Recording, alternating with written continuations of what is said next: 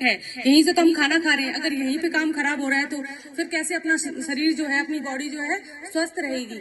तो हमको अपने दांतों का ख्याल रखना है, हमको ब्रश करना है। कुछ लोग ऐसे होते हैं जो ब्रश ही नहीं करते हैं, ठीक है, तो भाई ब्रश तो करना ही है। दिन में 2 बार ब्रश करना आइडियल होता है। अगर आप 2 बार ब्रश नहीं करते हैं तो कम से कम 1 बार तो करें, और 1 बार अगर करते हैं तो वो करना है आपको नाइट में, रात के टाइम पे। और रात के टाइम पे ब्रश करना क्यों इम्पोर्टेंट है कि रात को हम सो जाते हैं खा के, वो खाना हमारे दांत के ऊपर चिपका रह जाता है। उसमें क्या होगा, उसमें बैक्टीरिया पनपेंगे, धीरे धीरे सड़न करेंगे, कैविटी बनाएंगे आपके दांतों में, धीरे धीरे फिर वो मसूड़ों में दिक्कत करेगा, उनमें से खून आएगा, सूजन होगी, ठीक है, बदबू आएगी, और आपके मुंह से आपके पास भी बैठना कोई पसंद नहीं करेगा, आपको पायरिया की दिक्कत भी हो सकती है। एक पढ़ी लिखी एक समझदार लड़की ही एक अच्छे भविष्य को जन्म दे सकती है। हमारा देश का भविष्य हमारे हाथों में है। अगर हम पढ़े लिखे होंगे, समझदार होंगे, हमें अपने स्वास्थ्य के बारे में जानकारी होगी, तो हम अपने बच्चों को भी एजुकेटेड कर सकते हैं उस चीज के लिए। हम अपने घर में स्वच्छता रखेंगे, पूरे पोषण का ध्यान रखेंगे।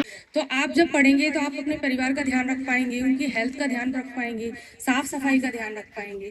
तो आपको पढ़ना बहुत ही ज़्यादा ज़रूरी है।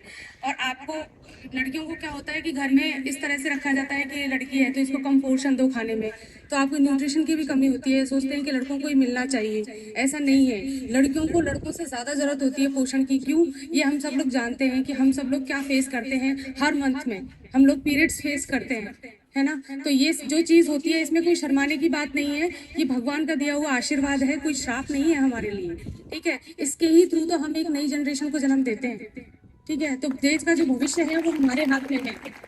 ये चीज आप खुद करना शुरू करिए।